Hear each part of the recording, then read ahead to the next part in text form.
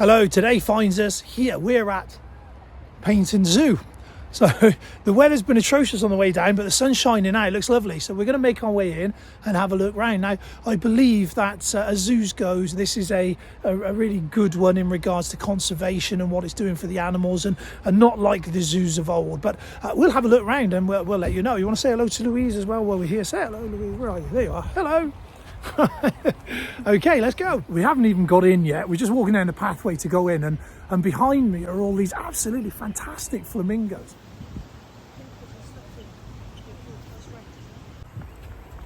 So this is great. Even the walkway down, they've made it look really, really good. There's these fantastic palm trees everywhere, and the big entrance itself here.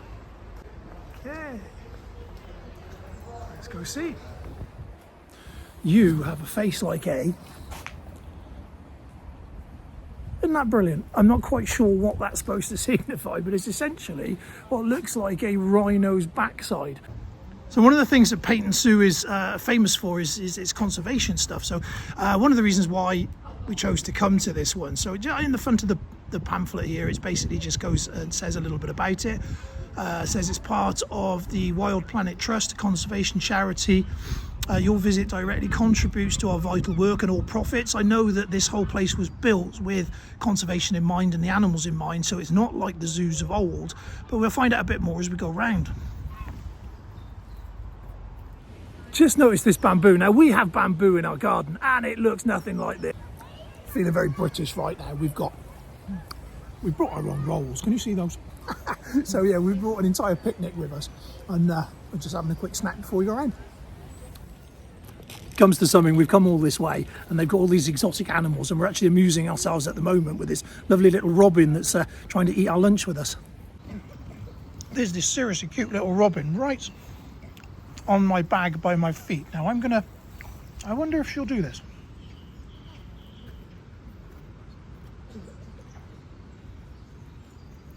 There she goes. So these are the Sumatran tigers. They're sat there doing much of nothing, as these things often do, but they're very, very extraordinarily beautiful. Apparently there's only 400 so left in the wild. They are beautiful, even when they're not doing anything. They're just staggeringly beautiful. You sort of forget when you're looking at them that the damage they could do if they so wished. We're coming up on the cassowary, which is great. Well, we've just been joking about this, and I'm saying that I'm led to believe that the way to defend yourself from one of these, because they've got some pretty nasty claws and they will disembowel you with them, is to use an umbrella. And I'm sure I've seen that somewhere, to use an umbrella, and that way then they attack the umbrella. But they're very, very, very beautiful colours. So let's see if I can, there we are, if I move in on here. So you can see just the great facial colouring on that. Look at that. So not the best view of the lions there.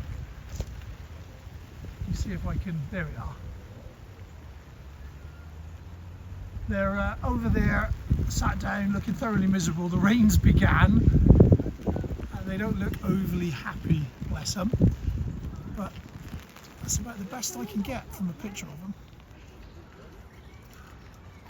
There's this great sign here. It says, don't worry about getting bitten, you should worry about the urine marks. Apparently the male, if he reverses up, stand back. So there's a toucan in here. I wonder if anyone's old enough to remember that this used to be, I think it was a Guinness advert back in the 80s. Let me know if you can remember what beer it was. I think it was Guinness. Anyway, they got the most extraordinary beak.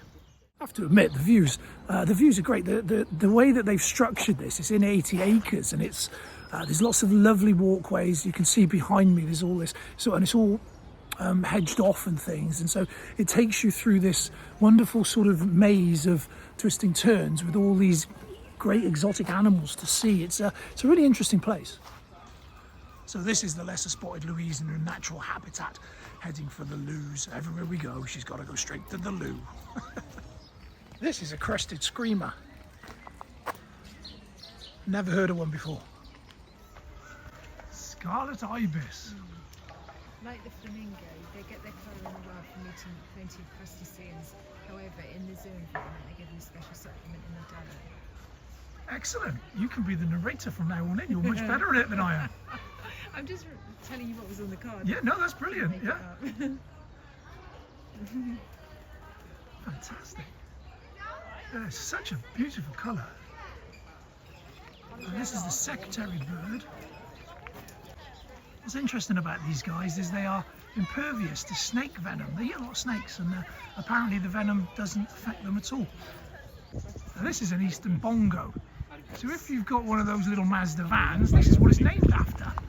So it's not exactly a Jaguar, is it? But nonetheless, it's a cute little thing.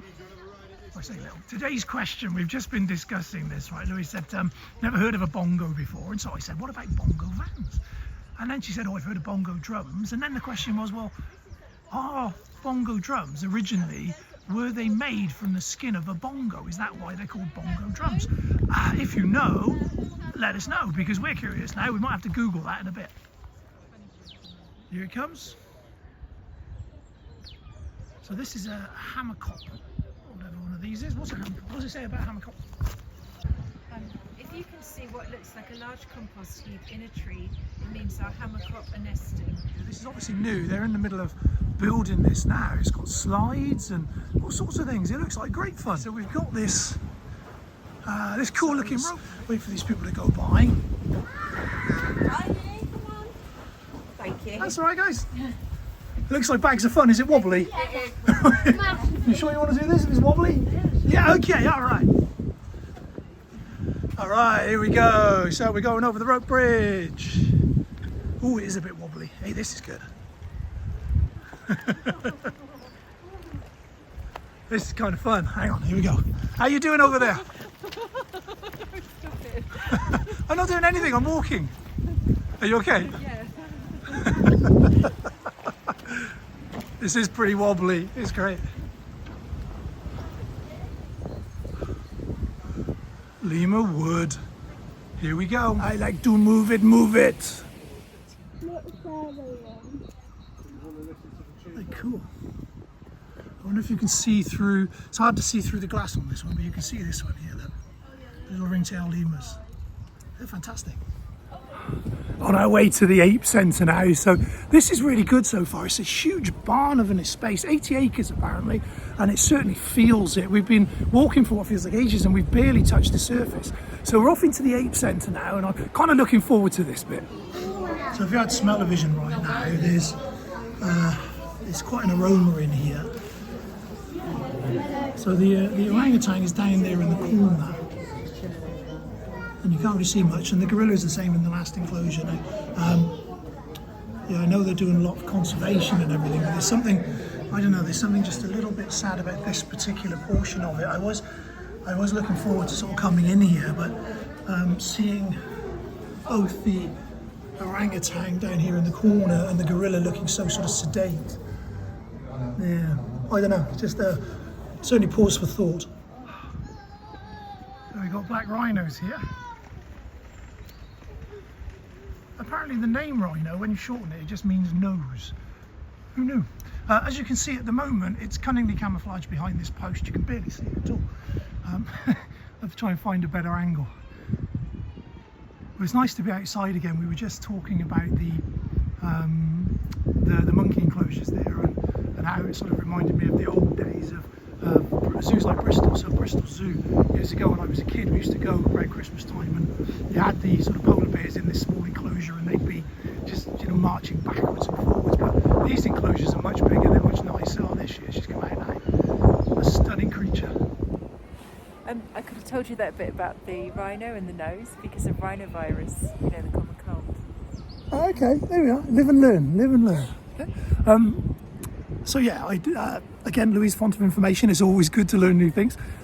So what was I saying? Oh yeah, I was saying about the energy that they give off, just the very presence of them. And when you see them like this, it's not the same as seeing them, you know, in the flesh, in the wild, with nothing between you and them. It's a step different, but the fact that they're doing such great conservation work means that we've got to look at this with a critical eye. I mean, nothing's black and white in the world, and as much as I find some of these things sort of quite distasteful and I wish it was different, I also appreciate that if nothing's done, the situation's never going to improve. So, you know, so we've got to look at it like that.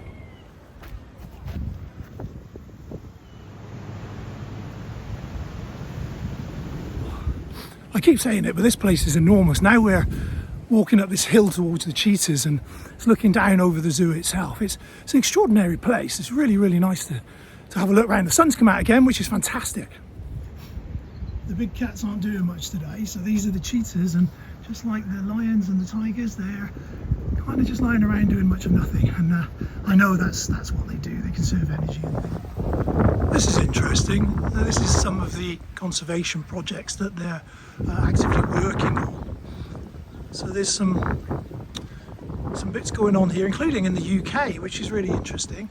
So they're looking at nature reserves in South Devon. I wonder if that's the wildflower meadows, because I'm aware that they're very, this one here, I'm aware that wildflower meadows are really disappearing in the UK. Here we go, fabulous giraffe, and I don't know whether you can see this. Let's come back in, there we are. So this is Louise doing her safari pose. We've brought some binoculars and we are safarying the giraffe over there in the distance. Turns out this is a Rothschild's giraffe, so what you're looking at is probably the world's richest giraffe. Don't know whether you can see that, but that's the sea. We're really, really close to the sea. It's brilliant. Turns out it's not just me. There's a big sign here saying tackling the biggest animal you've never heard of. And I haven't heard of one. I've no idea what it is.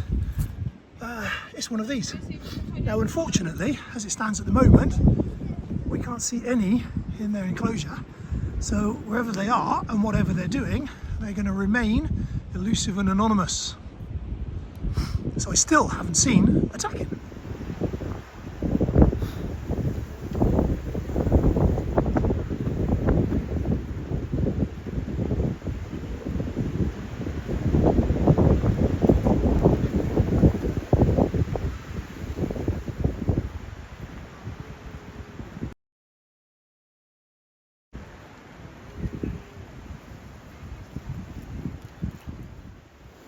This is a red river hog.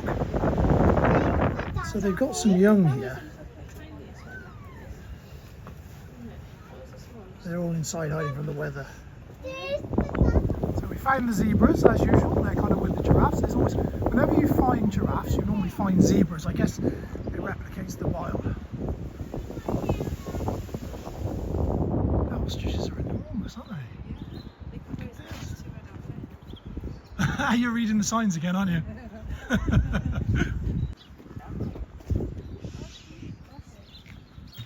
I'm really hoping it doesn't peck me on the back of the head at this point. If we wait here long enough, do you think I'll stick his head back out? Yeah, wait long enough. It could be 3 days. 3 days. Well, we haven't got 3 days, so let's just give it a couple of seconds and see what happens.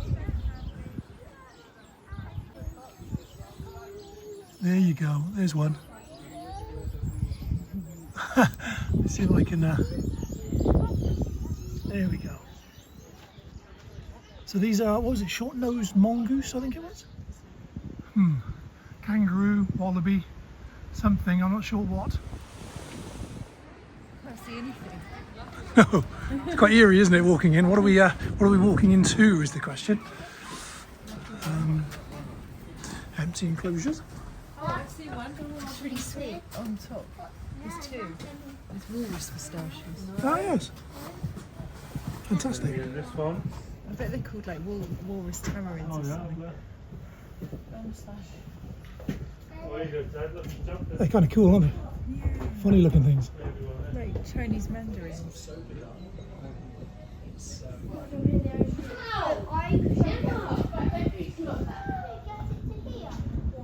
Now, this fella's a king colobus. What I remember about these most of all is not about them so much as I remember watching one of those wildlife documentaries years ago where it showed the pack of chimpanzees. I think it was one of the first times we'd seen them hunting on television, and it was one of these that they caught, and they give it a hard time. That's why the colobus stick in my mind. Strange, but there we are.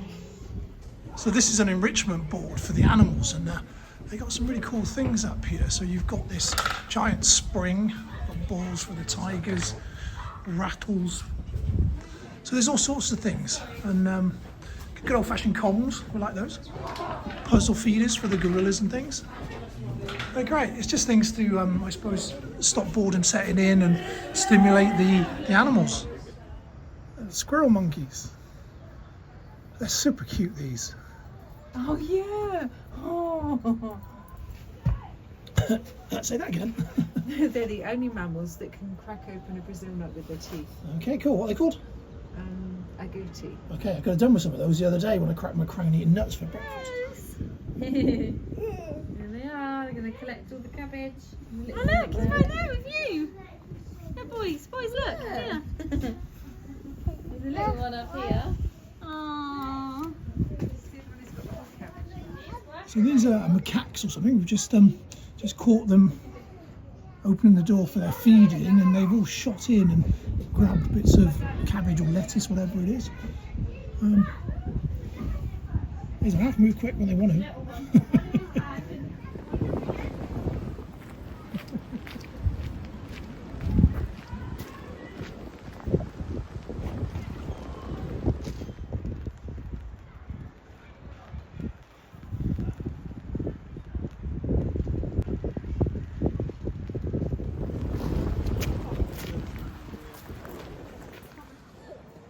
I've no real idea what was supposed to go in here, but this is very reminiscent of an old zoo. Oh, there we are, baboons.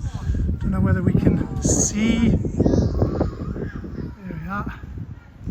A singular baboon with his bare bottom.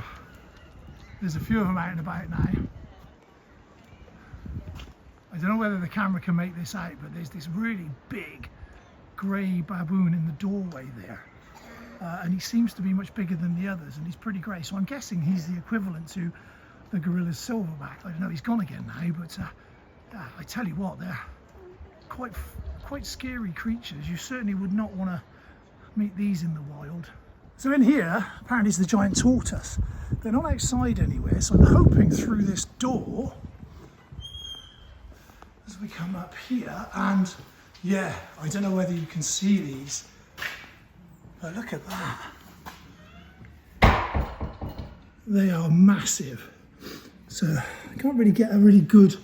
Let me try and come over here a minute. I'm not sure whether that gives you a sense of scale, but they are absolutely enormous.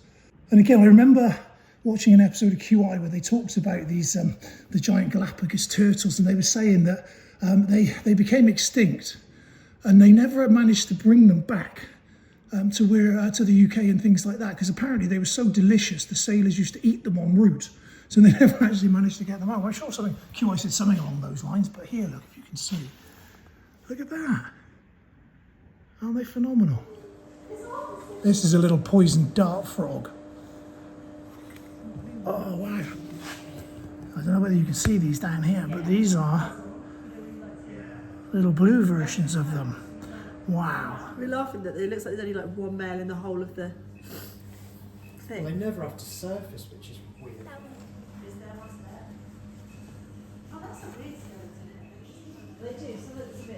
Frogs and toads of all different types. This is awesome. So this is a Sicilian, I think. I've no idea how to pronounce it. It's like an eel, but it's not an eel. It's a funny looking thing. I also found those the water frogs fascinating. Are they still considered amphibian? It's fantastic millipede. I had something like this climb over my foot once in Thailand, frightened the life out of me.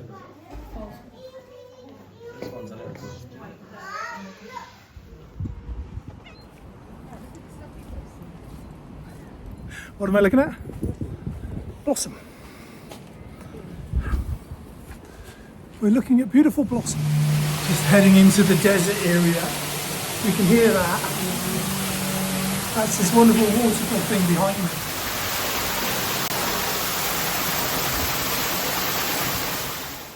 This place is extraordinary.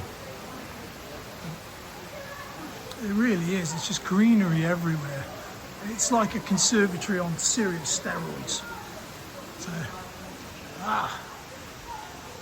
So this is a red-footed tortoise. Wonder why they call him that. Awesome. Ooh, there's another one over there. Ah, this one's orange.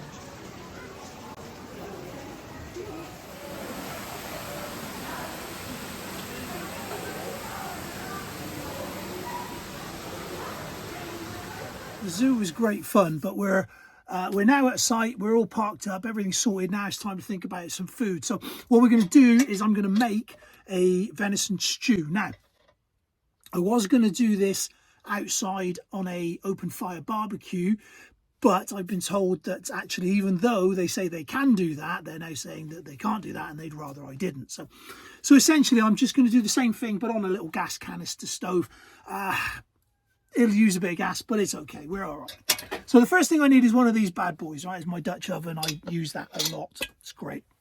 So what we're going to have in it today, obviously, we've got some really nice venison. Now, I've got some local wild caught venison and a pack of that came in a box that my mother was kind enough to send for Christmas. So that's just come out of the freezer, so that's great. So the two together is going to make the base of this. Now, what else have we got? We've got sweet potato. Try not to eat white potatoes at the moment, so we've got a sweet potato. Oh, we got some leeks. We got some carrots, parsnip, onion, some garlic, some celery, and then some basic stuff to go in it. Now, normally I tend to make everything from scratch, but because we're in the van, I'm just going to throw it together. So I've got a casserole mix, but I'm going to juice that up a little bit. So I've got a red wine stock pot. I'm going to stick one of those in. Some wonderful OXO cubes. Goes with everything. A little bit of flour just to thicken it up. And some red currant jelly. And then, of course, somewhere in here is some, oh, there we are, some mustard and some mixed herbs. So all together, that should make a lovely stew for later on today. Time to break out the chopping knife. This is a great bit of kit.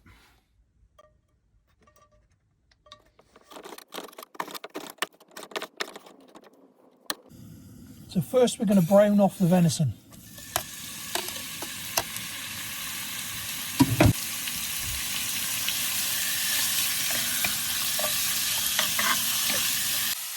Just going to throw in a little bit of flour now, just to thicken everything up. I don't know if you've ever seen these. These are what I call them, my little shark teeth. It's a little mini oven glove, right? Brilliant, absolutely brilliant.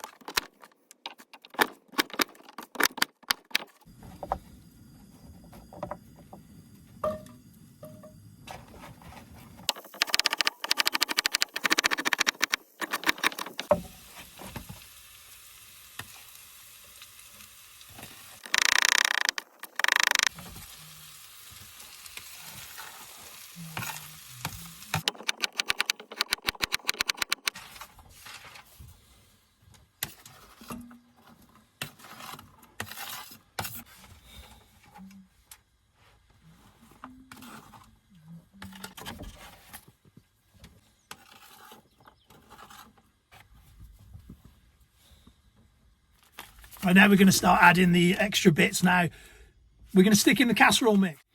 We're going to stick in some mixed herbs. Going to use 2 OXO cubes, a good dollop of some whole grain mustard, one of these stock pots.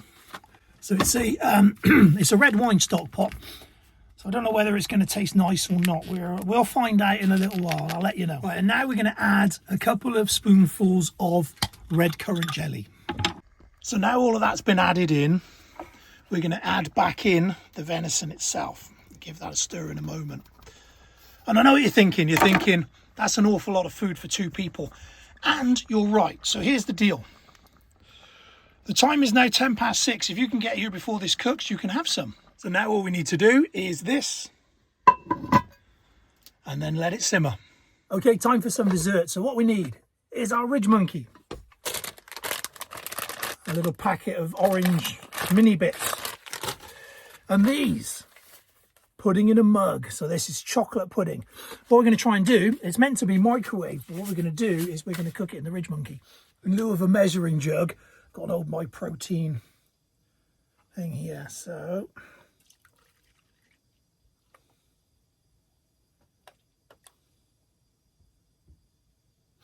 it's about right. Add the chocolate packets and mix. Break up these little bits and drop them in. And that is it. Gooey chocolate cake ready to go. Steaming venison casserole. Looks absolutely lovely. There's only one more thing to do.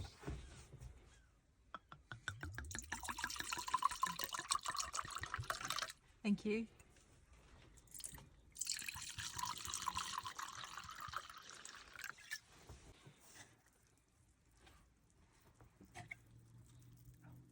Cheers.